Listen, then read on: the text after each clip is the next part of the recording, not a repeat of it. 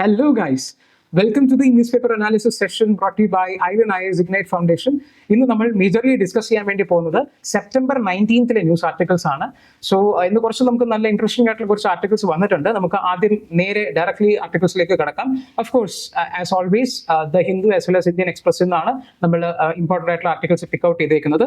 So ഇന്ന് നമ്മൾ ആദ്യമായിട്ട് കാണാൻ വേണ്ടി പോകുന്നത്, ചിലപ്പോൾ നിങ്ങൾ ഇന്നലെ സോഷ്യൽ മീഡിയാസിലൂടെയൊക്കെ ചിലപ്പോൾ കണ്ടിട്ടുണ്ടാവും, Saudi Arabia and Pakistan they have signed a defence pact എന്നുള്ള കാര്യം.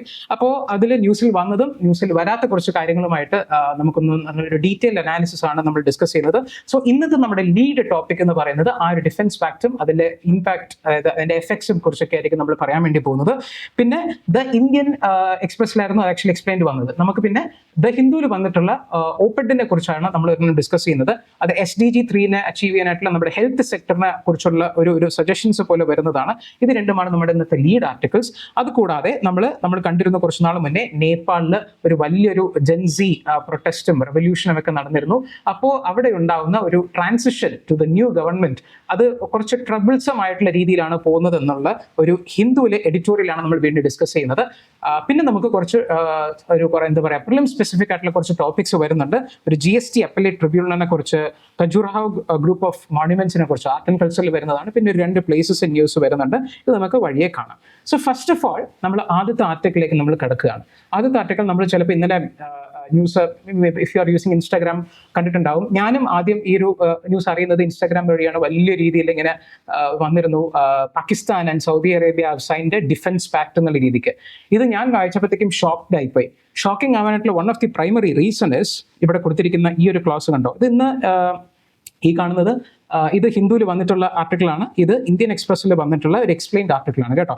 അപ്പോൾ നമ്മളിത് രണ്ടും കൂടിയാണ് നമ്മൾ ഡിസ്കസ് ചെയ്യുന്നത്. നമ്മൾ നോക്കുകയാണെന്നുണ്ടെങ്കിൽ Pakistan actually signed A mutual defence agreement with the Saudi Arabia.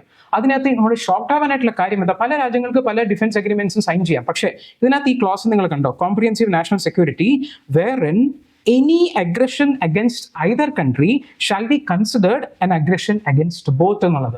ഇത് നിങ്ങൾ ചിലപ്പോൾ വായിച്ചിട്ടുണ്ടെന്നുണ്ടെങ്കിൽ നമുക്ക് വേറൊരു കാര്യമായിട്ട് റിലേറ്റ് ചെയ്യാൻ പറ്റും. നാറ്റോ എന്ന് പറഞ്ഞിട്ടുള്ള ഒരു ഓർഗനൈസേഷൻ ഉണ്ട്. നമ്മൾ കുറച്ചൊക്കെ ന്യൂസ് പേപ്പർ വായിക്കുന്നുണ്ടെന്നുണ്ടെങ്കിൽ നാറ്റോ എന്ന് പറഞ്ഞ ഓർഗനൈസേഷൻ കേട്ടിട്ടുണ്ടാവും.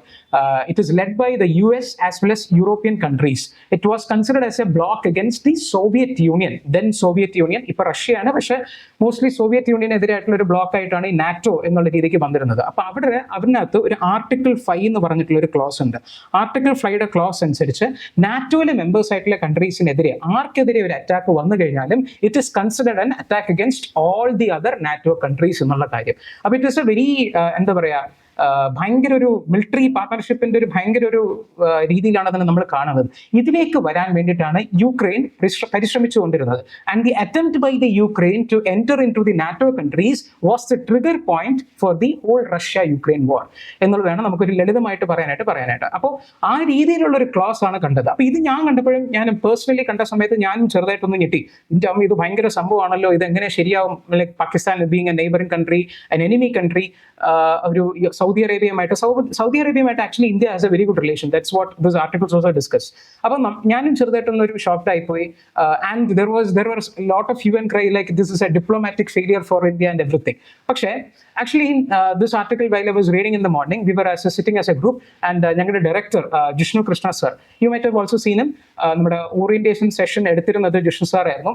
അപ്പോൾ ഞങ്ങൾ ഡിസ്കസ് ചെയ്യുന്ന സമയത്ത് Jishnu sir actually gave a lot of insights. അപ്പോൾ അതിനെ ബേസ് ചെയ്തിട്ടാണ് നമ്മൾ ഇന്ന് ആർട്ടിക്കിൾ ഈ ഒരു ഡിസ്കസ് ചെയ്യുന്നത്. അപ്പോൾ നമുക്ക് ഫസ്റ്റ് ഓഫ് ഓൾ ഇത് എന്താണെന്നുള്ള കാര്യം നമുക്ക് നോക്കാം, എന്നിട്ട് നമുക്ക് ഇൻസൈറ്റ്സിലേക്ക് കടക്കാം. അപ്പോൾ നമ്മൾ നോക്കുകയാണെന്നുണ്ടെങ്കിൽ നമ്മൾ ഈ പറഞ്ഞതുപോലെ any aggression against the either country shall be considered aggression against both. This is the main clause that as the part of this defence pact എന്ന് പറയുന്നത്. അപ്പോൾ this is a commitment by both the nations to enhance their security, advancing peace and everything in the region, defence cooperation. നമ്മൾ നോക്കുകയാണെന്നുണ്ടെങ്കിൽ actually ഇതൊരു എന്താ പറയുക, ഇപ്പൊ പെട്ടെന്ന് പൊട്ടിമുളച്ചിട്ടുള്ള ഒരു സംഭവമല്ല.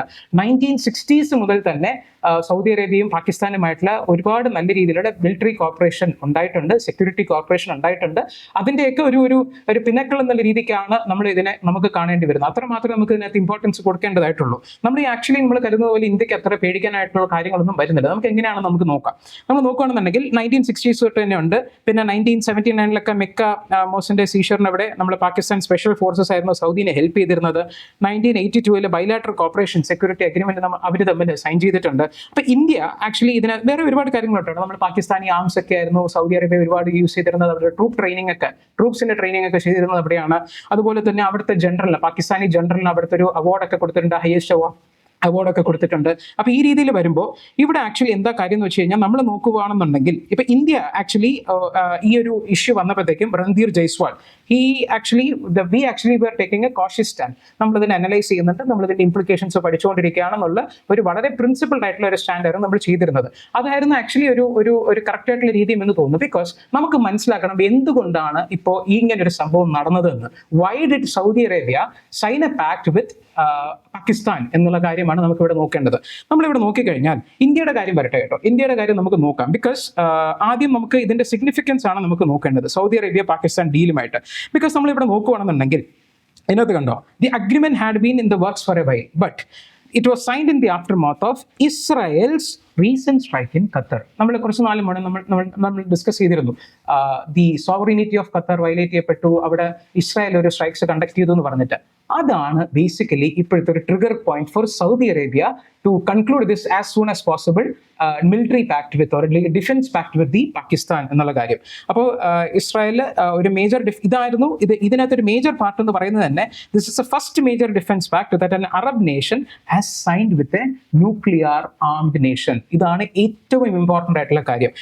ഇതിനകത്ത് നമ്മൾ നോക്കിക്കഴിഞ്ഞാൽ ഈ ഒരു പോയിന്റ് ഉണ്ടല്ലോ, this is the Pakistan is a nuclear weapon ഉള്ള ഒരു കൺട്രിയാണ്. This is the prime example for the beginning of Pakistan leveraging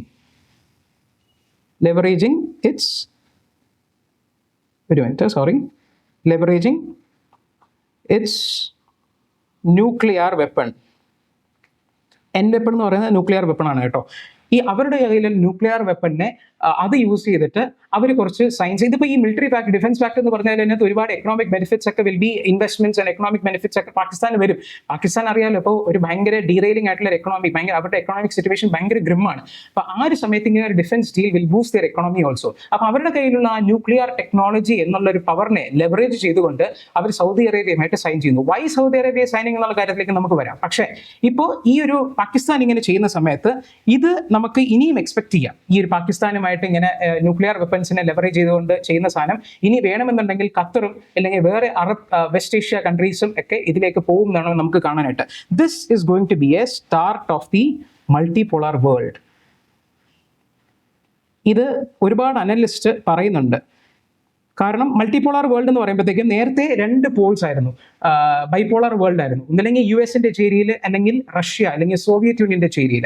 ഇനിയിപ്പോൾ ഇത് ഫസ്റ്റ് ടൈം ആണ് ഒരു Arab nation it has tied up with a defence pact with a nuclear weapon state which is besides the USA and Russia എന്ന് പറയുന്നത്. അപ്പോൾ this is going to be a start of a multipolar world. And now why did Saudi Arabia sign a such a pact with Pakistan? നമ്മൾ നോക്കുകയാണെന്നുണ്ടെങ്കിൽ Saudi അറേബ്യയുടെ case നോക്കുമ്പോൾ നമുക്കറിയാം സൗദിയുടെ കാര്യത്തിൽ ഇത് നിങ്ങൾ നോട്ട് ചെയ്ത് വെക്കുക. ഇതൊന്നും എക്സ്പെർട്ട് ആർട്ടിക്കിൾ വന്നതല്ല, ഞങ്ങളുടെ ഡിസ്കഷൻ്റെ ഇടയിൽ വന്ന സംഭവമാണ്. അപ്പോൾ നമ്മൾ സൗദി അറേബ്യ നോക്കുകയാണെന്നുണ്ടെങ്കിൽ സൗദി അറേബ്യയ്ക്കും they also have the security concerns because right now the Israel has attacked Qatar എന്ന് പറയുന്നത്. പക്ഷേ ഇനി ആ ഒരു അറ്റാക്കിംഗ് എപ്പോൾ വേണമെങ്കിലും Israel can do with the Saudi Arabia also. അപ്പോൾ they also need security concerns അവർക്കുണ്ട്. അതുപോലെ തന്നെ നമ്മൾ വേറൊരു ആംഗിൾ നോക്കുകയാണെന്നുണ്ടെങ്കിൽ സൗദിയിലെ പോപ്പുലേഷൻ ഉണ്ടല്ലോ, അവർക്ക് they do not want to be part of the military. ഏത് മിലിറ്ററി? സൗദി അറേബ്യയുടെ മിലിറ്ററി. ബിക്കോസ് അവരൊരു decades of luxurious life lead ചെയ്തു. ഇനി ഒരു വാർ കണ്ടക്ട് ചെയ്യാനും ആ ഒരു വാറിൽ പങ്കെടുക്കാനും, അതൊരു വാർ എന്നൊക്കെ പറയുമ്പോഴത്തേക്ക് ഭയങ്കര കഷ്ടമായിട്ടുള്ള ഒരു പരിപാടിയാണ്. അതിലേക്ക് ചെയ്യാനായിട്ട് Saudi Arabian population they are not willing to do that. അങ്ങനെ ഒരു സോഷ്യോളജിക്കൽ ആസ്പെക്റ്റും കൂടെ നമുക്ക് ഇതിനകത്ത് കാണാനായിട്ടുണ്ട്. അപ്പോൾ because of the luxurious life, decades of luxurious life, they are very wealthy people. അപ്പോൾ അങ്ങനെ വരുമ്പോൾ they are actually looking for a partner and they found a suitable partner in Pakistan leveraging its nuclear weapon, while the Saudi Arabia is using their money for their enhancing their security and defense protection against any possible attack by the Israel in the future. ഇതാണ് ഇത് നടക്കാനായിട്ടുള്ള main reason. നമ്മൾ ഇതിനകത്ത് നോക്കുകയാണെന്നുണ്ടെങ്കിൽ ഇത് ഒരുപാട് different ആക്ടിവിറ്റീസും കൂടെ ചേർന്ന് വരുമ്പോഴാണ് നമുക്ക് ഇതിനകത്ത് കാണേണ്ടത്. Because first of all why this thing happens നമ്മൾ നോക്കേണ്ടത് ഇതിനകത്ത് സൈലന്റ് ആയിട്ട് വേറൊരു പ്ലെയർ ഉണ്ട്. ഇറാൻ എന്ന് പറയുന്നത്. ഇറാൻ എന്ന് പറയുന്ന ആ റീജിയനിൽ ഒരു മേജർ പ്ലെയർ ആവാൻ വേണ്ടിയിട്ട് പ്രയത്നിക്കുന്ന ആളാണ്, നേരത്തെ ആയിരുന്നു. പക്ഷേ ഇപ്പോൾ നമ്മൾ നോക്കിക്കഴിഞ്ഞാൽ ഒരുപാട് സാങ്ഷൻസിന്റെ മേളിലാണ് ഇറാൻ എന്ന് പറയുന്നത്. ഇറാൻ നമ്മൾ നോക്കുകയാണെന്നുണ്ടെങ്കിൽ ആക്ച്വലി ഇറാൻ ഒരു മേജർ പ്ലെയർ ആണ്. Iran they do not want any partnership between Israel and Saudi Arabia എന്നുള്ള രീതിക്ക്. അതായത് സൂക്ഷിച്ച് കേൾക്കുക, Iran does not want a suitable participation, അതായത് ഒരു cooperation between Saudi Arabia and Israel. കാരണം എന്തുവാ, ഈ സൗദി അറേബ്യയുടെ കയ്യിൽ ഒരുപാട് വെൽത്ത് ഉണ്ട്. ഓക്കെ, ഇസ്രായേലിന്റെ കയ്യിൽ നോളജ് ഉണ്ട്. നമുക്കറിയാം ആ ഒരു ചെറിയൊരു രാജ്യമാണ്, ആ രാജ്യത്തിന് എത്രമാത്രം ഒരു നോളജ് വെച്ചിട്ടാണ് അവർ, because right now the Israel has been funding all the research and everything mostly with the US money and everything. നമുക്ക് അത് പറയാം. അവരുടെ കയ്യിൽ നമ്മുടെ ഈ പെഗസസ് നമ്മൾ കേട്ടിട്ടുണ്ടാവും, അയൺ ഡോം എന്ന് പറഞ്ഞ സ്ട്രക്ചർ, ഇതൊക്കെ അവർക്ക് ഡെവലപ്പ് ചെയ്തെടുക്കാൻ പറ്റി. അങ്ങനെ ഇപ്പൊ ഈ സൗദി അറേബ്യയും ഇസ്രായേലും കൂടെ ചേർന്ന് കഴിഞ്ഞാൽ ഈ വെൽത്തും നോളജും കൂടെ ചേർന്ന് അവിടെ ഒരു വലിയൊരു ഇന്നോവേഷൻ തന്നെ അവർക്ക് ബൂം ഉണ്ടാവും. അങ്ങനെ വരുമ്പോൾ they become the major powers of the region which Iran does not want. That is why Iran has been, നമ്മൾ ഒരു പെർസ്പെക്റ്റീവ് പറയുകയാണെന്നുണ്ടെങ്കിൽ ഈ ഇസ്രായേൽ ഗാസ വാർ ഉണ്ടല്ലോ, ഇതിനകത്ത് ഹമാസ് എന്ന് പറയുന്ന പാലസ്തീനിയൻ സ്റ്റേറ്റിന് വേണ്ടി പോരാടുന്ന ഹമാസ് എന്ന് പറയുന്ന ആൾക്കാരെ സപ്പോർട്ട് ചെയ്യുന്നത് ഇറാനാണ്. Iran is backing the axis of resistance എന്ന് നമ്മൾ പറയും. അപ്പൊ അവർക്ക് ഈ പ്രോക്സി വാർ ഫണ്ട് ചെയ്യുന്നത് മൂലം ഇപ്പൊ എന്താ, ഇപ്പൊ വിക്ടിം കാർഡ് എങ്ങനെയാ, ഇപ്പൊ ഗാസയിൽ ഇങ്ങനെ വാർ നടക്കുന്ന സമയത്ത് right now actually there was a possibility of this Saudi and Israel getting together. Okay, അത് അബ്രഹാം അക്കോർഡ്സ് എന്ന് പറഞ്ഞിട്ട്, എബ്രഹാം അക്കോർഡ്സ്, ഇത് 2020 സൈൻ ചെയ്തിരുന്നത് ഫൈനലി. അത് നമ്മുടെ ട്രംപ് അഡ്മിനിസ്ട്രേഷൻ, ട്രംപിന്റെ ഫസ്റ്റ് ടേമിന്റെ സമയത്ത് ഈ സൗദി അറേബ്യനെയും ഇസ്രായേലിനെയും രണ്ടും അലൈസ് ഓഫ് US എന്ന് വേണമെങ്കിൽ നമുക്ക് കൺസിഡർ ചെയ്യാം. ഇസ്രായേൽ ഡെഫിനറ്റ്ലി ഈസ് എൻ അലൈ ഓഫ് US. അപ്പോൾ നമ്മൾ ഈ രണ്ട് രാജ്യത്തിനെയും ഒരുമിച്ച് കൊണ്ടുവന്ന് N Arab state and N Israel കൊണ്ടുവരാം എന്നുള്ള രീതിക്ക് വന്നിരുന്നതാണ്. അപ്പോഴാണ് ഈ ഒരു ഇഷ്യൂസും വന്നിട്ട് ഈ Iran has been funding the Hamas. It's been four A long time. ഇത് ഇന്നലെയൊന്നും തുടങ്ങിയതല്ല. അപ്പൊ ഈ രീതിയിൽ വരുമ്പോൾ Saudi Arabia cannot fully support Israel. Because എന്താ കാര്യം, നമ്മളിപ്പോൾ നമുക്കറിയാം Palestinian state is like a Muslim country അല്ലെ. അപ്പൊ മുസ്ലിം കൺട്രീനെ അതിനുവേണ്ടി പോരാടുന്ന ഹമാസ് എന്ന് പറയുന്ന ആ ഒരു ഗ്രൂപ്പിനെ, I'm not specifically using the word terrorist because that can be a scope for a debate, but Hamas എന്ന് പറയുന്ന ഗ്രൂപ്പിനെ, മിലിറ്റന്റ് ഗ്രൂപ്പിനെ സപ്പോർട്ട് ചെയ്യുന്ന ഇറാൻ. അപ്പോൾ നമ്മൾ ഒരുപക്ഷെ നമ്മൾ Israel, if the Saudi Arabia supports Israel, that will be a backlash for Saudi Arabia. എന്താ, അവർക്കൊരു ഓർഗനൈസേഷൻ ഫോർ ഇസ്ലാമിക് സ്റ്റേറ്റ്സ് എന്ന് പറഞ്ഞ ഒരു ഗ്രൂപ്പിംഗ് തന്നെ ഉണ്ട്. അപ്പൊ ഇതിനകത്ത് Iran and Saudi Arabia are of course the major powers. Because നമുക്ക് ഇറാൻ ഹസ് ബീൻ ട്രഡീഷണലി നമ്മുടെ ഒട്ടോമാൻ ഡൈനാസ്റ്റി എന്ന് പറഞ്ഞിട്ടുള്ള ഒരു വലിയൊരു ഡൈനാസ്റ്റി ഉണ്ട്, Muslim dominance in the world power കാണിച്ചിട്ടുള്ള ഒരു ഡൈനാസ്റ്റി. That is actually based on Iran and other regions. Safavid dynasty എന്നൊക്കെ പറഞ്ഞിട്ട് ഒരുപാട്, Ottomans as well as Safavid. Ottomans basically Turkish ആണ് വരുന്നത്, നോട്ട് സ്പെസിഫിക്കലി ഇറാൻ. പക്ഷേ ഇറാന് അവരുടെ ആ ടൈമിൽ ഒട്ടോമാൻ എംപയറിന് ഭയങ്കര കൗണ്ടറിംഗ് ആയിട്ടുള്ള സഫവിദ് ഡൈനാസ്റ്റി എന്ന് പറയും. അപ്പൊ ഈ ഡൈനാസ്റ്റി മോസ്റ്റ്ലി അതിന്റെ റീജിയൻ സെന്റർ ചെയ്യുന്നത് ഇറാനാണ്. ഇതാണ് കേട്ടോ കറക്റ്റ്, ടർക്കിയാണ് ഈ ഒട്ടോമാൻ എംപയറിന്റെ. അപ്പൊ ഈ രണ്ട് രീതിയിൽ വരുമ്പോൾ മുസ്ലിം വേൾഡിന് തന്നെ ഒരു വലിയൊരു അഹങ്കാരമായിട്ടാണ് ഇറാൻ കണക്കാക്കപ്പെടുന്നത്. പക്ഷേ നമുക്കറിയാവുന്നതുപോലെ മെക്ക മദീന എന്ന് പറഞ്ഞിട്ടുള്ള the most religious places in the Islamic religion that is situated in Saudi Arabia. So they want to be major power both. അപ്പൊ ഇങ്ങനെ രീതിയിൽ ഒരു പാലസ്തീനിയൻ സ്റ്റേറ്റ്, ഒരു ഇസ്ലാമിക് സ്റ്റേറ്റിന് ഒരു സങ്കടം വരുമ്പം അതിന്റെ ഓപ്പോസിറ്റ് ആയിട്ടുള്ള ഇസ്രായേലിനെ സൗദി അറേബ്യ സപ്പോർട്ട് ചെയ്ത് കഴിഞ്ഞാൽ എന്തായിരിക്കും സംഭവിക്കുക? ആ Saudi Arabia's position among the Muslim world weaken ചെയ്യും, which Saudi Arabia does not want. That is why ഈ അബ്രഹാം അക്കോർഡ്സ് ഇപ്പോൾ സ്റ്റേ ചെയ്യപ്പെട്ടിരിക്കുകയാണ്. It has not been implemented right now between Saudi Arabia and Israel. അപ്പോൾ ഈ Saudi അറേബ്യയും ഇസ്രായേലും തമ്മിൽ ഒരുമിക്കരുത്. അങ്ങനെ ഒരുമിച്ച് കഴിഞ്ഞാൽ wealth plus knowledge will lead to research and innovation and they can be a major super power. That's why Israel does not want it എന്നുള്ള രീതിക്ക്. അപ്പൊ ഈ രീതിയിലാണ് ഇത് മുന്നോട്ട് പോകുന്നത്. ഇതിനകത്ത് ഇന്ത്യക്ക് ആക്ച്വലി ഇപ്പൊ തൽക്കാലത്തേക്ക് പേടിക്കാനായിട്ട് ഒന്നുമില്ല എന്ന് പറയാൻ പറ്റില്ല. But we should be just taking A cautious stand. And ഇത് ഡിപ്ലോമാറ്റിക് ഫെയിലിയറും മാങ്ങാത്തലിയും അങ്ങനെയുള്ള സംഭവമൊന്നും അല്ല. Because the thing is every country they are concerned about their security. അതുപോലെ Saudi Arabia is concerned about their security, especially after the recent attack of എന്താ പറയുക, Israel against Qatar. As well as അവരുടെ തന്നെ security നീഡ്സിന് വേണ്ടിയിട്ടാണ് അവർ ചെയ്യുന്നത്. And Pakistan is also willing to share. And in our belief, the collective team's belief, India won't do this with any other partner. Because ആ ഒരു nuclear വെപ്പണിന്റെ leverage ചെയ്യുക എന്നുള്ള പരിപാടികളൊന്നും ഒരു ഡിഫൻസ് കോർപ്പറേഷൻ ഇപ്പൊ പാകിസ്ഥാൻ ചെയ്തുകൊണ്ട് ഇന്ത്യ വേറെ ഏതെങ്കിലും രാജ്യമായിട്ട് ചെയ്യാനായിട്ടുള്ള ചാൻസസ് കുറവാണ്. കാരണം that no country does in such a way. Pakistan ഇപ്പൊ അവരുടെ സിറ്റുവേഷൻ അങ്ങനെ ആയതുകൊണ്ട് ദേ ആർ ലെവറേജിങ് ദാറ്റ് എന്നുള്ള രീതിക്ക് വേണം നമ്മൾ ഇതിനെ കാണാനായിട്ട്. പക്ഷേ ഇതിനകത്ത് നമ്മൾ നോക്കുകയാണെന്നുണ്ടെങ്കിൽ നമുക്കൊരു പോസിറ്റീവ് സൈഡ് ഇതിനകത്തുണ്ട്. ഒന്ന് നമ്മൾ ഇതിനകത്ത് പേടിക്കേണ്ട കാര്യമല്ല. പോസിറ്റീവ് സൈഡ് പറയുന്നതിന് നമ്മൾ ഇതിനകത്ത് നോക്കിക്കഴിഞ്ഞാൽ India is actually the second largest trade partner of Saudi Arabia. So പെട്ടെന്ന് അങ്ങനെ തള്ളിക്കളയാൻ പറ്റുന്ന ഒരു കാര്യമല്ല സൗദി അറേബ്യക്ക് ഇന്ത്യനെ. മാത്രമല്ല ഇത് it is the 5th largest trading partner of India. അതായത് ഇന്ത്യയെ സംബന്ധിച്ചിടത്തോളം 5th ലാർജസ്റ്റ് ട്രേഡിംഗ് പാർട്ണറാണ് സൗദി അറേബ്യ. പക്ഷെ സൗദി അറേബ്യയെ സംബന്ധിച്ചിടത്തോളം ഇന്ത്യയാണ് അവരുടെ സെക്കൻഡ് ലാർജസ്റ്റ് ട്രേഡിംഗ് പാർട്ണർ എന്ന് പറയുന്നത്. 42 ബില്യണോളം 43 ബില്യണോളം ഉണ്ട്. അത് മാത്രമല്ല ഏകദേശം 27 ലാക്സോളം എന്താ പറയുക നമ്മുടെ diaspora Indian people or people of Indian origin അവിടെ താമസിക്കുന്നുണ്ട്. സോ ഇതൊക്കെ കാരണം കൊണ്ട് തന്നെ നമ്മുടെ റിലേഷൻ ഭയങ്കര സ്ട്രോങ് ആണ്. 2006 മുതൽ നമ്മുടെ ഒരു ഹിസ്റ്റോറിക് വിസിറ്റ് ഓഫ് അവിടുത്തെ കിങ് വന്നിരുന്നു. അതുമുതൽ തന്നെ നമ്മുടെ റിലേഷൻ ഭയങ്കര സ്റ്റഡിലി പ്രോഗ്രസിംഗ് ആണ്. ആൻഡ് ഇൻ ദി പ്രസന്റ് ഗവൺമെന്റിന്റെ ആ ഒരു ടൈം ലൈനിലും the MBS Mohammed bin Salman എന്ന് പറഞ്ഞ അവിടുത്തെ ഒരു ക്രൗൺ പ്രിൻസ് ആണ്. The rapport between Muhammad bin Salman MBS and our prime minister Modi that has been also very good. അത് നിങ്ങൾ കണ്ടിട്ടുണ്ടാവും. അപ്പോൾ ആ രീതിയിൽ വരുമ്പോഴത്തേക്കും ഇറ്റ് ഡസന്റ് മീൻ ഒരു വലിയൊരു ഇഷ്യൂ വരണമെന്നില്ല. But we are taking cautious stand. ഇതിനകത്ത് നമുക്കൊരു positive aspect that we discussed നമുക്ക് വരുന്നത് തന്നെ ഇപ്പോൾ this is going to give India എന്താ പറയുക an opportunity to engage with Iran എന്നുള്ള കാര്യം.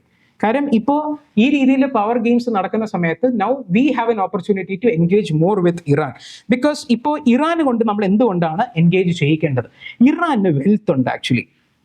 Because Iran has been exporting oil for long and അവർക്ക് നല്ല ഓയിൽ റിസോഴ്സ് ഉണ്ട്. അവർ ഭയങ്കര വെൽത്തി ആയിട്ടുള്ള നേഷനാണ്. Plus they also have the knowledge. അതുകൊണ്ടാണ് അവർ മറ്റേ നമ്മുടെ ന്യൂക്ലിയർ വെപ്പൺസ് ഗ്രേഡിലേക്കൊക്കെ അപ്ഗ്രേഡ് ചെയ്യുന്നതും ന്യൂക്ലിയർ എൻറിച്ച്മെന്റ് ഒക്കെ നടത്തുന്നതും ഒക്കെ ചെയ്യുന്നത്. ഇങ്ങനെ ചെയ്ത് വരുമ്പോഴത്തേക്കും they will be developing in A super power. ഇതിന് അങ്ങനെ ആവാതിരിക്കാനാണ് USA and other countries they are എന്താ പറയുക പ്രപ്പോസിങ് സാങ്ഷൻസ്. അവർക്ക് മേളിൽ സാങ്ഷൻസ് കൊണ്ടുവന്ന് അവർ വളരാതിരിക്കാനായിട്ട് നോക്കുക എന്നുള്ള രീതിക്ക് വരുന്നത്. നമ്മൾ പറഞ്ഞ നോളജ് പ്ലസ് പവർ വരുമ്പോഴത്തേക്കും they will also become super power. അപ്പോൾ ഈ രീതിയിൽ സാങ്ഷൻസ് കൊണ്ടുവരുന്നത് തന്നെ ഇവരുടെ ഒരു ഗ്രോത്തിനെ കേർവ് ചെയ്യുക എന്നുള്ള രീതിക്കാണ്. അത് സാങ്ഷൻസ് ഇല്ലായിരുന്നു എന്നുണ്ടെങ്കിൽ നമുക്ക് ആ ഒരു രീതിയിൽ ഒരു സൂപ്പർ പവർ ആയിട്ട് മാറാനായിട്ട് തന്നെ അവർക്കുള്ളൊരിതുണ്ട്. So India now can actually engage more with Iran. പക്ഷെ അതിനൊരു ചെറിയൊരു കേവിയറ്റ് ഉണ്ട്. ഇന്ന് തന്നെ നമ്മൾ ഡിസ്കസ് ചെയ്ത ഒരു ആർട്ടിക്കിളിനകത്ത് US ഹാസ് ആക്ച്വലി എന്താ പറയുക ദേ ഹാവ് അതിനൊരു കോൺടെക്സ്റ്റ് ഉണ്ട്. Will discuss that in the article. നമ്മൾ ചാബഹാർ പോർട്ട് എന്ന് പറഞ്ഞൊരു പോർട്ട് ഡെവലപ്പ് ചെയ്യാൻ വേണ്ടി എടുത്തിട്ടുണ്ടായിരുന്നു. അപ്പോൾ അതിന് നേരത്തെ സാങ്ഷൻസ് ഉണ്ടായിരുന്നു. പക്ഷേ ആ സാങ്ഷൻസിൽ വേവ് ഓഫ് ചെയ്തിരുന്നു. ആ ഒരു ചില എക്സംഷൻസ് ഇന്ത്യക്കൊക്കെ വേണ്ടി കൊടുത്തിരുന്നു. അങ്ങനെ എക്സംഷൻസ് കൊടുത്ത സാധനങ്ങളെല്ലാം എടുത്തു കളയണം. Sanctions should be reimposed in a way to എന്താ പറയുക പ്രഷർ ഇറാൻ മോർ എന്നുള്ള രീതിക്ക് ട്രംപ് അഡ്മിനിസ്ട്രേഷൻ ഇപ്പോൾ ഒരു പുതിയ തീരുമാനം എടുത്തിട്ടുണ്ട്. അപ്പോൾ it is now actually going to be a backlash for us. അതൊരു മേജർ ആയിട്ടുള്ള ഒരു കാര്യമാണ്. But still now it is giving in India. Because Pakistan ഇവിടുത്തെ ഒരു അറബ് നേഷനുമായിട്ട് ചെയ്യുന്ന സമയത്ത് now India also has a possibility. But we won't be using the nuclear power as a leverage എന്നുള്ള കാര്യമാണ് നമുക്ക് ഇതിനകത്ത് നോക്കേണ്ടതായിട്ടുള്ളത്. So I hope you understood the whole issue of what is happening this days. So ഈ ഒരു Saudi Arabia and പാകിസ്ഥാനുമായിട്ടുള്ള ആ ഒരു പാക്റ്റിനെ ഒരു കോഷ്യസ് അപ്രോച്ച് ആയിട്ട് മാത്രം കണ്ടാൽ മതി. അല്ലാതെ വലിയൊരു ഡിപ്ലോമാറ്റിക് കാര്യങ്ങളായിട്ടൊന്നും കാണാനായിട്ടൊന്നും നമുക്ക് ഇതിനകത്ത് ഒന്നുമില്ല. പിന്നെ ഇതിനകത്ത് വേറെ ഒന്നും പറയുന്നില്ല. Iran Saudi Arabia as actually the one of the top supplies for oil to India എന്നുള്ള കാര്യവും നമുക്ക് ഭയങ്കര രീതിയിലുള്ള എന്താ പറയുക Pakistan and Saudi Arabia, their relation has been there for a long time. So this is nothing new. Of course, this is a very good upgrade as far as their relation is concerned. But not much of a concern for India because we still believe we have a good relation with Saudi Arabia. And അത് നമ്മുടെ ഒരു റിലേഷൻസിൽ effect ചെയ്യില്ല എന്നുള്ളത് തന്നെയാണ് നമുക്ക് നോക്കേണ്ടതായിട്ടുള്ളത്. അപ്പോൾ ഇതാരും നമ്മൾ മേജറായിട്ട് ഡിസ്കസ് ചെയ്യാൻ വെച്ചിരുന്ന ടോപ്പിക്. നമ്മളിനി അടുത്ത ആർട്ടിക്കിളിലേക്ക് പോവാണ്. അടുത്ത ആർട്ടിക്കിൾ SDGs എന്ന് പറയും, നമ്മുടെ സസ്റ്റൈനബിൾ ഡെവലപ്മെന്റ് ഗോൾസ്. അത് UN സെറ്റ് ചെയ്തിട്ടുള്ള കുറച്ച് ഗോൾസ് ആണ്. ആർട്ടിക്കിളിലേക്ക് കിടക്കുന്നതിന് മുമ്പ് അതെന്താണ് നമുക്ക് നോക്കാം. SDG ഗോൾസ് ബൈ 2030 നമ്മൾ അറ്റൈൻ ചെയ്യാൻ വേണ്ടി വെച്ചിരിക്കുന്ന ഗോൾസ് ആണ്. അതിനകത്ത് it is A set of 17 goals. 17 goals എന്തൊക്കെയാണ് നമ്മൾ മേജർലി ഇതിനകത്ത് നമ്മൾ നോക്കുന്നതാണെന്നുണ്ടെങ്കിൽ പോവർട്ടി ഉണ്ടാവാൻ പാടില്ല, സീറോ ഹങ്കർ ആയിരിക്കണം, ആരും പട്ടിണിയോടെ പോകാൻ വേണ്ടി പാടില്ല. തേർഡ്, ഇന്നത്തെ ആർട്ടിക്കിളിന്റെ ഡിസ്കഷൻ എന്ന് പറയുന്നത് തന്നെ good health and wellbeing ensure ചെയ്യണം എന്നുള്ള കാര്യമാണ്. ഇതിപ്പോൾ ഇങ്ങനെ 17 എണ്ണം ഉണ്ട്. ഈ 17 എണ്ണത്തിൽ ഒരുപാട് സബ് ടാർഗറ്റ്സ് ഉണ്ട്. ആ സബ് കാറ്റഗറിയിൽ തന്നെ സ്പെസിഫിക് ആയിട്ടുള്ള ടാർഗറ്റ്സ് ആണ്. അപ്പോൾ ആ ടാർഗറ്റ്സ് പലതും മീറ്റ് ചെയ്യപ്പെടും, മറ്റ് പലതും മീറ്റ് ചെയ്യപ്പെടില്ല എന്നുള്ള കാറ്റഗറിയില്ല. അപ്പോൾ ഓവറോൾ ഒരു ഐഡിയ ആണ് വേണ്ടത്. ഇതിനകത്ത് സസ്റ്റൈനബിൾ ഡെവലപ്മെന്റ് ഗോൾസ് നിങ്ങളൊന്ന് പഠിച്ചു വെക്കുകയാണെന്നുണ്ടെങ്കിൽ മെയിൻസിന് വരുന്ന സമയത്ത് നമ്മൾ ഏതെങ്കിലും ഇതുമായിട്ട് റിലേറ്റ് ചെയ്തിട്ട് ഏതെങ്കിലും ഒരു സെക്ടർ വരുമ്പോഴത്തേക്കും ഈ ഒരു SDG goal, particular SDG goal achieve ചെയ്യാനായിട്ടുള്ള ഒരു സ്റ്റെപ്പായി നമ്മൾ ഈ മേൽ പറഞ്ഞിരിക്കുന്ന കാര്യങ്ങൾ വരും എന്നുള്ള കാര്യം പറഞ്ഞ് നമുക്ക് കൺക്ലൂഡ് ചെയ്യും. ഇതൊരു സ്റ്റാൻഡേർഡ് കൺക്ലൂഷനാണ്. You can make it innovative. പക്ഷേ SDG ഗോൾസ് വെച്ചെങ്കിലും കൺക്ലൂഡ് ചെയ്യുന്നത് is a better option. So ഈ പറഞ്ഞ SDG goals 17 this is not the ambit of discussion today, just including this so that you need to know ഇങ്ങനെ ഒരു 17 goals ഉണ്ട് and this can be used in the mains answers as well. അപ്പൊ ഇന്നത്തെ ഇതിനകത്ത് നമുക്ക് നോക്കാനായിട്ടുള്ളത് ആ ഒരു SDG 3 എന്ന് പറയുന്ന ഒരു ഗോളിൽ ഫോക്കസ് ചെയ്യണം, ഇന്ത്യ കുറച്ച് കൂടുതൽ ഫോക്കസ് ചെയ്യണം എന്ന് പറഞ്ഞിട്ടുള്ള ഒരു ആർട്ടിക്കിളാണ്. ഒരു ഭയങ്കര ക്രെഡിബിൾ ആയിട്ടുള്ള ഒരു ഓത്തറാണ് എഴുതിയേക്കുന്നത്. ഒരു യുനെസ്കോ ചെയർ ആണ് ആക്ച്വലി, ആൻഡ് ഇന്ത്യയുടെ റെപ്രസെൻറ്റേറ്റീവ് ആയിട്ട് അവിടെ ഇരുന്നിട്ടുണ്ട്. അപ്പോൾ ഈ ഒരു ഫീൽഡിലുള്ള ഒരു ആളാണ് എഴുതിയേക്കുന്നത്. So let's read this. അപ്പോൾ നമുക്ക് ഇന്ത്യക്ക് ആക്ച്വലി ഇപ്പോൾ ഒരു ബെസ്റ്റ് എവർ റാങ്ക് ആണ് ഇപ്പോൾ സെക്യൂർ ചെയ്തിരിക്കുന്നത്. 99 ഔട്ട് ഓഫ് 167 ആണ് കൺട്രീസ് ആണ് ഇപ്പോൾ 2025 റിപ്പോർട്ട് അനുസരിച്ച് നമുക്ക് റാങ്കിങ് വന്നിരിക്കുന്നത്. This is A very significant improvement. Last year 109 ആയിരുന്നു റാങ്ക്. അപ്പോൾ and we have been making A study progress since 2021. അപ്പോൾ ഇതിനകത്ത് പക്ഷേ കുറച്ച് ചാലഞ്ചസ് ഉണ്ട്. അത് ആ റിപ്പോർട്ട് തന്നെ ഫ്ലാഗ് ചെയ്യുന്നുണ്ട്. Health and nutrition especially in the rural and tribal areas കമ്മ്യൂണിറ്റീസിലാണ് ഈ ഒരു ഇഷ്യൂ വരുന്നത്. അപ്പോൾ അതുകൊണ്ടാണ് ഇദ്ദേഹം ഈ ഒരു ഹെൽത്ത് കാറ്റഗറിയിൽ വെച്ചിട്ട് ഇങ്ങനെ ഒരു രീതിയിൽ ആർട്ടിക്കിൾ എഴുതിയേക്കുന്നത്. സോ SDG 3 എന്ന് പറയുന്നത് തന്നെ അതിൻ്റെ ഗോൾ തന്നെ to ensure the healthy lifes and promote the wellbeing of all at all ages. എല്ലാവർക്കും വേണ്ടിയിട്ടുള്ള ഹെൽത്ത് ആൻഡ് വെൽബീയിങ്ങിനെ പ്രൊമോട്ട് ചെയ്യുക എന്നുള്ളതാണ്. And it also encompasses specific targets and they are to be achieved by 2030. അപ്പോൾ നമ്മൾ നോക്കുകയാണെന്നുണ്ടെങ്കിൽ overall trajectory നോക്കുമ്പോഴത്തേക്കും India is not in track to meet most of those targets. നമ്മൾ നോക്കുകയാണെന്നുണ്ടെങ്കിൽ ചില എക്സാമ്പിൾസ് പറയുന്നുണ്ട്. മെറ്റേണൽ മോർട്ടാലിറ്റി റേറ്റ് എന്ന് പറയുന്നത് 1,00,000 ബർത്തിൽ 1 lakh ലൈവ് ബർത്ത് നോക്കുമ്പോഴത്തേക്കും എത്ര വിമൺ ആണ് മരിച്ചു പോകുന്നത് after giving birth to their child എന്നുള്ള രീതിക്ക്. അത് നമ്മൾ നോക്കുകയാണെന്നുണ്ടെങ്കിൽ 97 per 1 lakh ലൈവ് ബർത്ത് ആണ് മരണപ്പെട്ടു പോകുന്നത്. So this is actually higher than the target of 70. അതുപോലെ തന്നെ അണ്ടർ 5 മോർട്ടാലിറ്റി റേറ്റ് എന്ന് പറയുമ്പോഴത്തേക്കും ഒരു കുഞ്ഞ് ജനിച്ചതിന് ശേഷം 5 വയസ്സ് ആകുന്നതിന് മുന്നേ തന്നെ മരണപ്പെട്ടു പോവുകയാണെന്നുണ്ടെങ്കിൽ അതിന് അണ്ടർ 5 മോർട്ടാലിറ്റി റേറ്റ് എന്ന് പറയും. അതും നമ്മൾ 1000 ലൈവ് ബർത്ത്സിന്റെ പെർ കേസാണ് നമ്മളിത് ചെയ്യുന്നത്. അപ്പോൾ ദിസ് റിമെയിൻസ് അറ്റ് 32, പക്ഷേ it should have been 25 by 2030. We still have the time. പക്ഷേ ഈ ഒരു പേസ് ഓഫ് രീതിയിലാണ് കുറഞ്ഞു പോകുന്നതെന്നുണ്ടെങ്കിൽ we are not in track എന്നുള്ളതാണ് ഇതിനകത്ത് മനസ്സിലാക്കേണ്ടത്. അപ്പോൾ ഇൻ ഡെവലപ്ഡ് കൺട്രീസിനകത്ത് നമ്മൾ 2 തൊട്ട് 6 വരെ 6 death per 1000 ലൈവ് ബർത്ത് ആയിട്ട് നിൽക്കുന്ന ഈ ഒരു അണ്ടർ 5 മോർട്ടാലിറ്റി റേറ്റ് നമുക്കിപ്പോൾ ഇന്ത്യയിലുള്ളത് 32 ആണ്. So this is a comparison that we have to make. ഇതിനകത്ത് നമ്മൾ നോക്കുകയാണെന്നുണ്ടെങ്കിൽ life expectancy as well as I can understand നമുക്ക് ആക്ച്വലി ഒരു സിഗ്നിഫിക്കൻ്റ് ആയിട്ട് ഇംപ്രൂവ്മെന്റ് നമ്മൾ നടത്തിയിട്ടുണ്ട്. ബിക്കോസ് നേരത്തെ ഇപ്പൊ പറയുന്നത് പോലത്തെ ഈ 70 years പോലും നമുക്ക് ആക്ച്വലി ഇല്ലായിരുന്നു. It was around very early 60s ആയിരുന്നു നമുക്ക് ഈ ഒരു ഏർലി 60 years ഓഫ് ഏജ് ഒക്കെ ആയിരുന്നു നമ്മുടെ ഒരു ലൈഫ് എക്സ്പെക്ടൻസി എന്ന് പറയുന്നത്. It has taken A good jump. അപ്പോൾ പക്ഷേ still we have not met the target of 73.6 years എന്നുള്ള കാര്യം. പിന്നെ നമ്മൾ കഴിഞ്ഞ ദിവസം ഒരു ആർട്ടിക്കിൾ ഡിസ്കസ് ചെയ്യുമ്പോഴും ഔട്ട് ഓഫ് പോക്കറ്റ് എക്സ്പെൻഡിച്ചറിന്റെ കാര്യം പറഞ്ഞിരുന്നു. അപ്പോൾ out of pocket expenditure this is becoming A family burden. ഒരു 13% ഓഫ് ദി എക്സ്പെൻഡിച്ചറും ഇപ്പോൾ ഔട്ട് ഓഫ് പോക്കറ്റ് എക്സ്പെൻഡിച്ചർ ആണ്. It should have been ideally under 8% എന്നുള്ള കാര്യമാണ് നമ്മുടെ ടാർഗറ്റ്സ്. ഇതൊക്കെയാണ് അതിന്റെ സബ് ടാർഗറ്റ്സ്. അപ്പോൾ മാത്രമല്ല നമ്മൾ നല്ല രീതിയിലുള്ള ഇമ്മ്യൂണൈസേഷൻ നമ്മുടെ കോവിൻ പ്രോഗ്രാം വഴിയും യൂണിവേഴ്സൽ ഇമ്മ്യൂണൈസേഷൻ പ്രോഗ്രാം വഴിയൊക്കെ നമ്മൾ നല്ല രീതിയിലുള്ള വാക്സിനേഷനും ഇമ്മ്യൂണൈസേഷനൊക്കെ നടത്തിയിട്ടുണ്ടെന്നുണ്ടെങ്കിലും ഒരു യൂണിവേഴ്സൽ ആയിട്ടുള്ള ഒരു ഇത് അച്ചീവ് ചെയ്തിട്ടില്ല എന്നുള്ള കാര്യമാണ് പറയുന്നത്. ഇതിന്റെ പല റീസൺസ് പറയുന്നുണ്ട്. Lack of quality health care ആണ്, അതിന്റെ പുവർ ഇൻഫ്രാസ്ട്രക്ചറും എക്കണോമിക് ഫാക്ടേഴ്സ് ഒക്കെ ഉണ്ട്. രണ്ടാമത് നോൺ എക്കണോമിക് ഫാക്ടേഴ്സ് എന്ന് പറയുമ്പോൾ നമുക്ക് കിട്ടുന്ന പുവർ ആയിട്ടുള്ള ന്യൂട്രീഷൻ, ഹൈജീൻ, സാനിറ്റേഷൻ ഒക്കെ കാര്യങ്ങളൊക്കെ വെച്ചിട്ടാണ്. പക്ഷെ നമ്മൾ കഴിഞ്ഞ ദിവസം ഞാൻ എടുത്തിരുന്ന ക്ലാസ്സിനകത്ത് നമ്മൾ പറയുന്നത് പോലെ തന്നെ നമ്മുടെ സ്വച്ഛ് ഭാരത് മിഷൻ ഒക്കെ വഴി സാനിറ്റേഷനിലൊക്കെ ഒരുപാട് ഇംപ്രൂവ്മെന്റ് വന്നിട്ടുണ്ട് കേട്ടോ. അപ്പോൾ നമ്മുടെ ഹൈജീൻ കാര്യങ്ങളാവട്ടെ, നമ്മുടെ ന്യൂട്രീഷൻ കാര്യങ്ങളാവട്ടെ, ന്യൂട്രീഷനൊക്കെ നമ്മൾ PM പോഷൻ യോജന എന്നൊക്കെ പറഞ്ഞിട്ട് ഒരുപാട് രീതിയിൽ ചെയ്യുന്നുണ്ട്. But it still not that much effective so as to meet these targets എന്നുള്ള കാര്യമാണ് ഇതിനകത്ത് ഇപ്പോൾ പറയുന്നത്. ആൻഡ് തേർഡ്, ഒരു കൾച്ചറലി നമ്മൾ നോക്കുകയാണെന്നുണ്ടെങ്കിൽ ഒരു സ്റ്റിഗ്മയും പ്രാക്ടീസ് ഒക്കെ ഉണ്ട് ഈ ഹെൽത്ത് കെയർ റിലേറ്റഡ് ആയിട്ട് വരുന്നത്. So this limit the awareness of the communities from accessing the healthcare even if they are available ആയിരുന്നാൽ പോലും നമ്മുടെ നാട്ടുവൈദ്യവും കാര്യങ്ങളൊക്കെ വെച്ച് തന്നെ അതിനെ സോൾവ് ചെയ്യാം എന്നുള്ള രീതിക്കൊക്കെയാണ് നമ്മുടെ ആൾക്കാരുടെ ഒരു കൾച്ചറൽ പെർസെപ്ഷൻ. അപ്പൊ അതിനെയൊക്കെ കാരണം കൊണ്ടാണ് ഇത് വരുന്നത്. അപ്പൊ നമുക്ക് എന്താ വേണ്ട, ഒരു 3-pronged അപ്രോച്ച് ആണ്. ഫസ്റ്റ് ഓഫ് ഓൾ ഒരു യൂണിവേഴ്സൽ ഹെൽത്ത് ഇൻഷുറൻസ് വേണമെന്ന് ഈ ഓഥർ മെൻഷൻ ചെയ്യുന്നുണ്ട്. കാരണം വേൾഡ് ബാങ്കിന്റെ സ്റ്റഡീസ് അനുസരിച്ച് കൺട്രീസ് വിത്ത് റോബസ്റ്റ് ഹെൽത്ത് ഇൻഷുറൻസ് അവരുടെ ഇടയിൽ ഈ ഒരു കാറ്റാസ്ട്രോഫിക് ആയിട്ടുള്ള ഹെൽത്ത് എക്സ്പെൻഡിച്ചർ ഭയങ്കരമായിട്ട് കുറഞ്ഞിട്ടുണ്ട്. നമ്മൾ ഈ ഔട്ട് ഓഫ് പോക്കറ്റ് എക്സ്പെൻഡിച്ചർ ഒക്കെ നല്ല രീതിയിൽ മിനിമൈസ് ചെയ്യാൻ പറ്റും. പറ്റും. And this will ensure greater equity in access.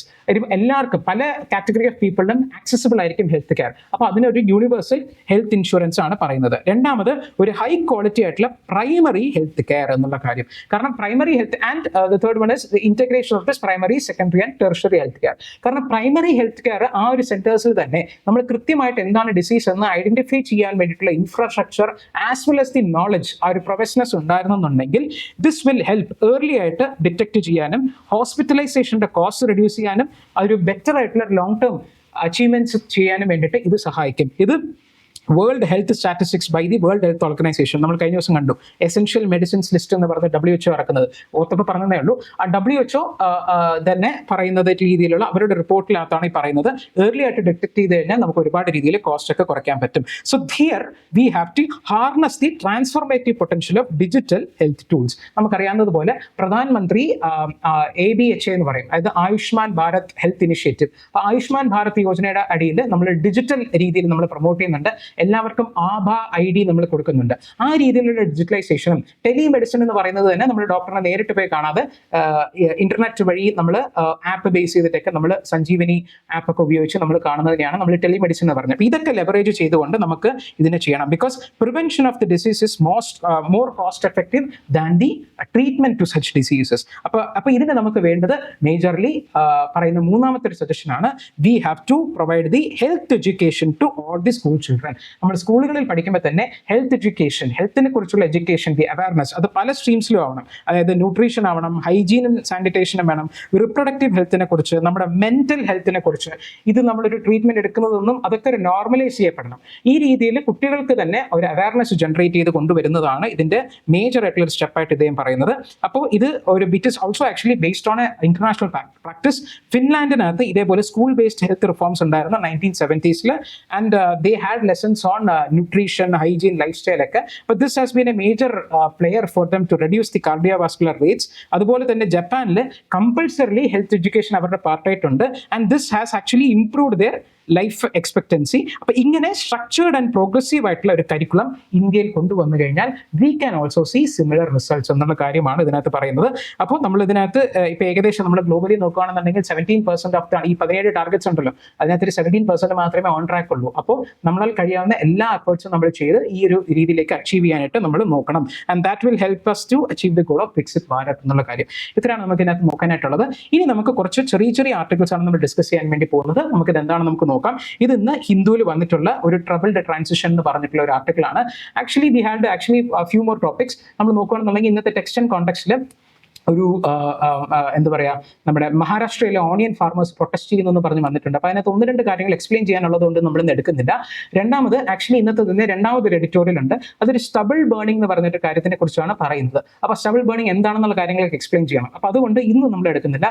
നാളെ ഞാനായിരിക്കും എടുക്കുന്നത് ക്ലാസ്. നാളെ അനശ്വര മാം ഇസ് ഓൺ ലീവ്. അപ്പോൾ അതുകൊണ്ട് നാളെ നമുക്ക് ഈ ടോപ്പിക്സ് എടുത്ത് അത് കുറച്ചുകൂടെ എക്സ്പ്ലെയിൻ ചെയ്യാനായിട്ട് നോക്കാം. ഇന്ന് നമുക്ക് ഈ ഒരു എഡിറ്റോറിയൽ ജസ്റ്റ് നോക്കി പോവാണ്. ഇതിനകത്ത് വേറൊന്നുമല്ല, you can actually read by yourself. നമ്മൾ വായിക്കുമ്പോൾ തന്നെ മനസ്സിലാവുന്നതാണ്. നമ്മൾ കണ്ടിരുന്ന നേപ്പാളിലെ പ്രൊട്ടസ്റ്റും അത് എന്തുകൊണ്ടാണ് റീസൺ എന്നുള്ള കാര്യം ഇന്ന് നമ്മൾ കണ്ടതുപോലെ തന്നെ നമ്മൾ ഈ മ്യൂച്വൽ ഡിഫൻസ് പാക്ട് കണ്ടതുപോലെ തന്നെ അന്ന് നമ്മൾ ഒരുപാട് എക്സ്പ്ലെയിൻ ചെയ്തിരുന്നു. അപ്പോൾ ആ രീതിയിൽ കണ്ട അതിന്റെ ഒരു ആഫ്റ്റർ എഫക്ട്സ് ആണ് പറയുന്നത്. ഇതിനകത്ത് ഇപ്പോൾ കുറച്ച് കോമഡി ആയിട്ട് തോന്നിയത്, അന്ന് ഇതിനേക്ക് നമ്മൾ ഭയങ്കരമായിട്ട് എല്ലാ ആർട്ടിക്കിൾസും പേപ്പറൊക്കെ ഭയങ്കര ഗ്ലോറിഫൈ ചെയ്തിരുന്നു. അതൊക്കെ ജെൻസി ലീഡ് ചെയ്യുന്ന പ്രൊട്ടസ്റ്റ്, അതിങ്ങനെ ചെയ്തു ഇങ്ങനെ ചെയ്തു, അത് ഭയങ്കര റെവല്യൂഷൻ ആണെന്നൊക്കെ. ഇപ്പോൾ അതിന്റെ ആഫ്റ്റർ മാത്തിനെ കുറിച്ചൊക്കെയാണ് പറയുന്നത്. നമ്മൾ നോക്കിക്കഴിഞ്ഞാൽ ജെൻസി പ്രൊട്ടസ്റ്റ് ചെയ്തു, they had legitimate grievances, poor governance ആയിരുന്നു, ഒരുപാട് കറപ്ഷൻ കാരണമൊക്കെ ആയിരുന്നു. പക്ഷേ the transition itself is a blatantly unconstitutional, violating the Article 76. The Article 76 of Nepal Constitution, it actually permits the dissolution of the പറഞ്ഞ house of representatives. അതായത് നമ്മുടെ ലോക്സഭ പോലത്തുള്ള അവിടുത്തെ ഒരു ഹൗസിനെ അതിനെ ഡിസോൾവ് ചെയ്യാനായിട്ട് ഒരു പർട്ടിക്കുലർ വേ ഓഫ് സ്റ്റെപ്സ് പറയുന്നുണ്ട്. അത് only after the failed prime minister appointments. ഇത് ആർട്ടിക്കിൾ ഞാൻ ജസ്റ്റ് വായിച്ചു നോക്കി. ഒരു സമപ്പ് ചെയ്ത് പറയുകയാണെന്നുണ്ടെങ്കിൽ പ്രൈം മിനിസ്റ്ററെ സെലക്ട് ചെയ്യാൻ പറ്റുമോ നോക്കണം. മെജോറിറ്റി പാർട്ടിയിൽ ഇല്ലാന്നുണ്ടെങ്കിൽ 2-3 പാർട്ടീസുമായിട്ട് ചേർന്ന് ഒരു പ്രൈം മിനിസ്റ്റർ സെലക്ട് ചെയ്യാൻ പറ്റുമോ നോക്കണം. അതും ഇല്ലാന്നുണ്ടെങ്കിൽ ആർക്കാണോ ഏറ്റവും കൂടുതൽ സീറ്റ് ഉള്ളത് അതിന്റെ ലീഡറിനെ പ്രൈം മിനിസ്റ്റർ ആക്കണം. ഇങ്ങനെ പ്രൈം മിനിസ്റ്റർ പറഞ്ഞിട്ട് ഇനി പിന്നെ ഈ പ്രൈം മിനിസ്റ്റർ, അതായത് ഇങ്ങനെ അപ്പോയിന്റ് ചെയ്യുന്ന പ്രൈം മിനിസ്റ്ററിന് ഒരു പക്ഷേ ആ ഒരു ലാസ്റ്റ് ചാൻസിലും പ്രൈം മിനിസ്റ്ററിന് ഒരു വോട്ട് ഓഫ് കോൺഫിഡൻസ്, അതായത് അവർക്കൊരു മെജോറിറ്റി ആ ഹൗസ് ഓഫ് റെപ്രസെന്റേറ്റീവ്സിൽ തെളിയിക്കാൻ പറ്റിയില്ല എന്നുണ്ടെങ്കിൽ ആ prime minister when he or she recommends it to the president to dissolve the house, അപ്പോൾ വേണം ഹൗസ് ഡിസോൾവ് ചെയ്യാൻ. പക്ഷെ ഇവിടെ അതൊന്നും നടന്നിട്ടില്ല. പെട്ടെന്നൊരു എക്സിഡൻസി നമ്മൾ ഇതാക്കാൻ വേണ്ടിയിട്ടാണ് നമ്മൾ ചെയ്തിരുന്നത്. അത് തന്നെ ആ ഒരു ഇപ്പോഴത്തെ പ്രൈം മിനിസ്റ്ററിനെ, ഇന്ററിം ഗവൺമെന്റിന്റെ പ്രൈം മിനിസ്റ്റർ, അവിടുത്തെ ഒരു പഴയ ചീഫ് ജസ്റ്റിസ് ആണ്. അത് ആ പുള്ളിക്കാരിനെ എലക്ട് ചെയ്തത് തന്നെ നമ്മുടെ ഡിസ്കോഡ് എന്ന് പറഞ്ഞിട്ടുള്ള ഒരു ഓൺലൈൻ പ്ലാറ്റ്ഫോം വഴിയാണ്. അപ്പൊ ഇതൊക്കെ വെച്ച് നോക്കുമ്പോഴത്തേക്കും നമ്മൾ technically this is a unconstitutional way of electing the prime minister. As per constitution അല്ല. പ്രസിഡന്റ് ആക്ച്വലി അപ്പർ ഹൗസിനെ ഡിസോൾവ് ചെയ്തിട്ടില്ല. അപ്പോൾ ഈ ലോവർ ഹൗസ്, അതായത് ഹൗസ് ഓഫ് റെപ്രസെന്റേറ്റീവ്സിനാണ് ഡിസോൾവ് ചെയ്തേക്കുന്നത്.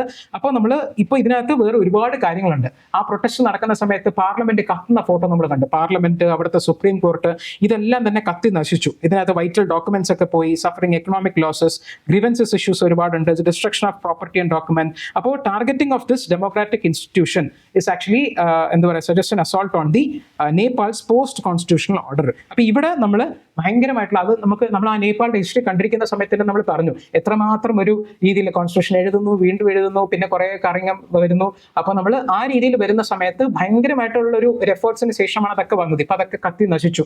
അപ്പോൾ ഇനി ഈ ഒരു ഓവർകമ്മിങ് ദി എന്താ പറയാ ഡിസ്ക്രെഡിറ്റഡ് മൊണാർക്കി, ഇതൊക്കെ രീതിയിൽ കഴിഞ്ഞ് വന്ന സാധനത്തിന് ഇപ്പോൾ നമ്മൾ കോൺസ്റ്റിറ്റ്യൂഷൻ, ആ ഒരു കോൺസ്റ്റിറ്റ്യൂഷൻ പ്രകാരമല്ല ഇപ്പോഴും റൺ ചെയ്യുന്നത് എന്നുള്ള കാര്യമാണ് പറയുന്നത്. Interim government must bring the criminals to justice. Any inaction will lead to a normalization of violence, threatening all institutions that were set up after the long decades of discussion. ഈ ഇൻസ്റ്റിറ്റ്യൂഷൻസിനെയൊക്കെ നമ്മൾ വയലൻസിന് ചെയ്യപ്പെട്ട ആൾക്കാരെ identify ചെയ്ത് അവരെ punish ചെയ്തില്ല എന്നുണ്ടെങ്കിൽ ഇതൊരു നോർമായി മാറും. അപ്പൊ ഇത് വീണ്ടും വീണ്ടും തുടർന്നു കഴിഞ്ഞാൽ നമുക്കൊരു കൺട്രി റൺ ചെയ്യാൻ തന്നെ പറ്റില്ല എന്നുള്ള കാര്യമാണ് പറയുന്നത്. അപ്പൊ ഇതിനകത്ത് നമുക്ക് ഇത് പറഞ്ഞ പോലെ ഡിസ്കോഡിലൊക്കെയാണ് ചെയ്തിരുന്നത്. Decision making reveals immaturity and unrepresentative nature. അപ്പൊ ഇതിനകത്ത് നമ്മൾ ഓൺലൈൻ മീഡിയാസ് നമ്മൾ ഇതാക്കി കഴിഞ്ഞാൽ അതിൽ അനോണിമിറ്റി ഉണ്ട്, ഫ്രിവിലിറ്റി ഉണ്ട്, ഇംപെർസനേഷൻ ഉണ്ട്.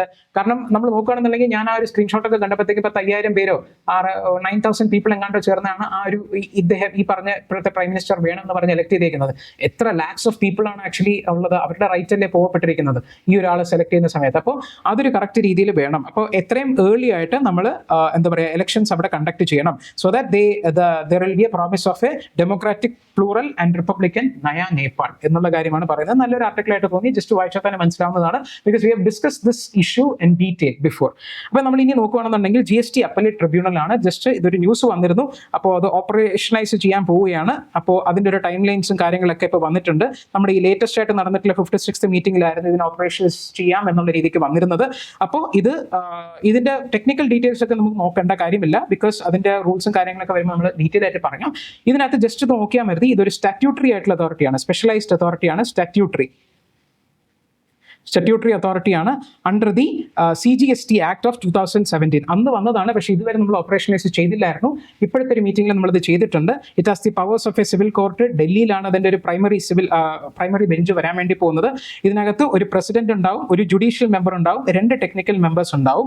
ആൻഡ് ഈ ഓരോ ആൾക്കാർക്കും പല ക്രൈറ്റീരിയ ഉണ്ട്. ഈ പ്രസിഡന്റ് എന്ന് പറയുന്ന ആൾ ഒരു സുപ്രീം കോടതി ജഡ്ജ് ആവാം, അല്ലെങ്കിൽ ഒരു ഹൈക്കോർട്ടിന്റെ ചീഫ് ജസ്റ്റിസ് ആവാം. ഈ ജുഡീഷ്യൽ മെമ്പർ എന്ന് പറയുന്ന ആൾ ഒരു ഹൈക്കോർട്ടിന്റെ ജഡ്ജ് ആയിരുന്നിട്ടുണ്ടാവണം, അല്ലാന്നുണ്ടെങ്കിൽ must be A high court judge, അല്ലാന്നുണ്ടെങ്കിൽ ഒരു district judge for the past 10 years, ഒരു പീരീഡ് ഓഫ് 10 years ആയിരിക്കണം. ഇങ്ങനത്തെ ആൾക്കാർ മാത്രമേ നമുക്ക് ഇതിനകത്ത് നിയമിക്കാൻ പറ്റത്തുള്ളൂ. ഈ ടെക്നിക്കൽ മെമ്പേഴ്സ് എന്ന് പറയുന്നത് നമ്മുടെ സിവിൽ സർവീസ് എക്സാമിൽ തന്നെ പാസ്സായി വരുന്ന IRS ഓഫീസേഴ്സ്, ആ ഒരു സർവീസിൽ നിന്നുമുള്ള ആൾക്കാരായിരിക്കണം. ആൻഡ് ഇങ്ങനെ വരുന്നവരെ ഈ ജുഡീഷ്യൽ ആൻഡ് ടെക്നിക്കൽ മെമ്പേഴ്സ് ഇവരെല്ലാവരും തന്നെ they can hold the period four A term of 4 years or until they attain the age of 70 years and 67 years. അതായത് പ്രസിഡന്റിന് നമുക്ക് 70 years ബാക്കിയുള്ളവർക്ക് 67 years എന്നുള്ള രീതിക്കാണ് ഇതിനകത്ത് വരുന്നത്. ഇതൊരു ടെക്നിക്കൽ ആയിട്ടുള്ള ഒരു ഫിലിംസ് പെർസ്പെക്റ്റീവിൽ നമ്മൾ നോക്കേണ്ട കാര്യമാണ്. ഇതിനകത്ത് അറിഞ്ഞിരുന്നാൽ മതി. കൂടുതൽ ഡീറ്റെയിൽസ് ആക്ച്വലി നമുക്ക് ഇതിനകത്ത് ഇപ്പോഴത്തെ ഒരു കണ്ടക്സ്റ്റിന് ആവശ്യമില്ലാത്തൊരു കാര്യമാണ്. നമ്മൾ വേറെ ആർട്ടിക്കിൾ നമ്മൾ നോക്കുകയാണെന്നുണ്ടെങ്കിൽ ഖജുരഹ ഗ്രൂപ്പ് ഓഫ് മോണുമെന്റ്സ്, ഇതൊരു ചെറിയൊരു ഇഷ്യൂ ആണ്. ഒരു ജഡ്ജ്മെന്റ് ഡെലിവർ ചെയ്യുന്ന സമയത്ത് അവിടെ വന്നൊരു അദ്ദേഹം നമ്മുടെ CJ റിമാർക്ക് ചെയ്തതാണ്. ആ ഒരു ഇഷ്യൂ നമുക്ക് ഇമ്പോർട്ടൻ്റ് അല്ല, എന്നാലും ജസ്റ്റ് ഹൈലൈറ്റ് ചെയ്തിട്ട് യു ക്യാൻ റീഡ്. ഇതിനകത്ത് നമ്മൾ ഇവിടെ ഒരു പറയുന്നത് അത് എന്ത് കണ്ടെക്സ്റ്റിൽ ആ ഒരു പെറ്റിഷൻ, അതായത് നമ്മുടെ ഒരു Vishnu temple idol in the Javari temple, it is part of the UNESCO world heritage site ആയിട്ടുള്ള ഖജുരാഹോ ഗ്രൂപ്പ് ഓഫ് മോണുമെന്റ്സ് എന്നുള്ള കാര്യം ഈ ഒരു ഇതിന്റെ പാർട്ടായിട്ട് വരുന്ന. അപ്പൊ ആ ഒരു വായിച്ചപ്പോഴത്തേക്ക് അതാണ് ഇമ്പോർട്ടൻ്റ് ആയിട്ട് നമുക്ക് തോന്നി. ഇത് ആർട്ട് ആൻഡ് കൾച്ചർ നമുക്ക് പഠിക്കാനുള്ളതാണ്.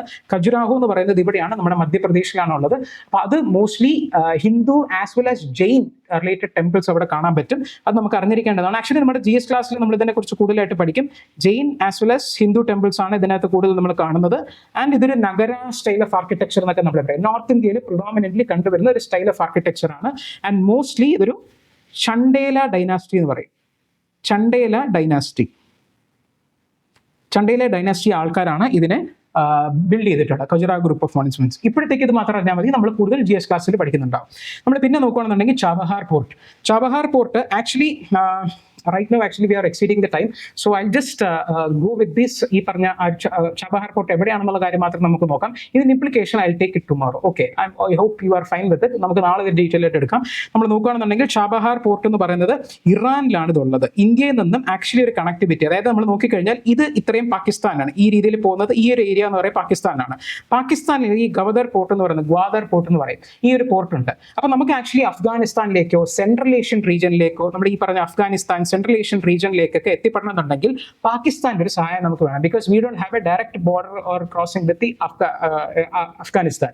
അപ്പൊ ഈ രീതിയിൽ പാകിസ്ഥാനെ റിലേ ചെയ്യാതെ നമുക്കൊരു റൂട്ട് ഇവിടെ നോക്കുകയാണെന്നുണ്ടെങ്കിൽ മുംബൈയിൽ നിന്ന് ചാബഹാർ പോയി ചാബഹാറിൽ നിന്ന് റോഡ് മൂലമൊക്കെ ആയിട്ട് നമുക്ക് സെൻട്രൽ ഏഷ്യനിലൊക്കെ ഇംപ്രൂവ് ചെയ്യാം. അപ്പൊ Chabahar port was A very significant for India എന്നുള്ള രീതിക്ക്. അപ്പൊ അതിനെ നമ്മൾ ലീസിലേക്ക് എടുത്തിരുന്നു. പക്ഷെ ഞാൻ നേരത്തെ പറഞ്ഞതുപോലെ US has now trying to revoke the waiver that it had given for India and many other nations to pressurize the Iran എന്നുള്ള രീതിക്ക്. അപ്പോൾ ചാബഹാർ പോർട്ടിൽ നമ്മൾ ഒരുപാട് ഇൻവെസ്റ്റ്മെന്റ്സ് നടത്തിയിട്ടുണ്ട്.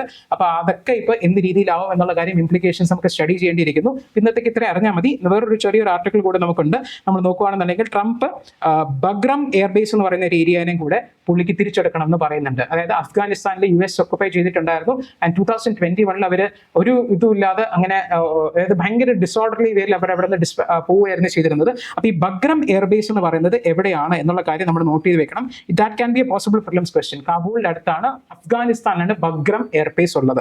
അപ്പോൾ ഈ ബഗ്രം എയർബേസിന്റെ കാര്യം മാത്രം ജസ്റ്റ് ഇവിടെ നോക്കുക. അപ്പോൾ ഇതിന്റെ ഇംപ്ലിക്കേഷൻ എന്താണെന്നുള്ള കാര്യം, ഇത് എങ്ങനെ പുള്ളി തിരിച്ചെടുക്കാം എന്നുള്ള കാര്യം നമുക്ക് ആക്ച്വലി അറിയില്ല. ഇനി നമുക്ക് കണ്ടറിയാം. ഇന്നത്തേക്ക് ഇത്രയായിട്ട് നമുക്ക് ഡിസ്കസ് ചെയ്യാനുണ്ടായിരുന്നത്. നമുക്ക് ജസ്റ്റ് ക്വിക്കായിട്ട് നമുക്കൊന്ന് റീക്യാപ്പ് ചെയ്യാൻ എന്തൊക്കെയാണ് കണ്ടതെന്നുള്ളത്. നമ്മൾ ആദ്യം തന്നെ നമ്മൾ സൗദി അറേബ്യയുടെ പാക്ട് കണ്ടു. Saudi Arabia and Pakistan defence pact ആയിരുന്നു നമ്മൾ കണ്ടത്. അതിനെക്കുറിച്ച് ഡീറ്റെയിൽ ആയിട്ട് നമ്മൾ പറഞ്ഞിട്ടുണ്ട്. കുറച്ചധികം ഡീറ്റെയിൽ ആയിട്ട് തന്നെ പേപ്പറിലൊന്നും കാണാൻ സാധ്യമില്ല, പക്ഷെ എന്നാലും നമുക്ക് കുറച്ചൊരു ഇൻസൈറ്റ്സ് തരാമെന്ന് വെച്ച് പറഞ്ഞതേ ഉള്ളൂ. പിന്നെ നമുക്ക് SDG ഗോൾസിനെ കുറിച്ച് കണ്ടു. ഇത് നിങ്ങൾ എവിടെയെങ്കിലൊക്കെ നമ്മളൊന്ന് സ്റ്റിക്ക് ചെയ്ത് വെച്ചിട്ട് നമുക്ക് എപ്പോഴെപ്പോഴും നമ്മൾ കണ്ടു കഴിഞ്ഞാൽ ഈ 17 ഗോൾസൊക്കെ നമുക്ക് പച്ചവെള്ളം പോലെ നമുക്ക് പറയാനായിട്ട് പറ്റും. വീണ്ടും കാണുമ്പോൾ നമുക്ക് അതിനെക്കുറിച്ച് ഓർക്കാനായിട്ട് പറ്റും. പിന്നെ നമ്മൾ ഒരു നേപ്പാളിൻ്റെ കാര്യം നമ്മൾ പറഞ്ഞു. നേപ്പാളിൻ്റെ ട്രാൻസിഷൻ ഭയങ്കര ഒരു ട്രബിൾഡ് ആയിട്ട് രീതിയിലാണ് പോകുന്നത് എന്നുള്ള കാര്യം പറഞ്ഞു. പിന്നെ GSTയുടെ അപ്പലേറ്റ് ട്രിബ്യൂണൽ അതിപ്പോൾ ഓപ്പറേഷൻ ചെയ്തിട്ടുണ്ട് എന്നുള്ള കാര്യം നമ്മൾ പറഞ്ഞു. പിന്നെ ഖജുരാഹോ ഗ്രൂപ്പ് ഓഫ് മോണുമെന്റ്സ്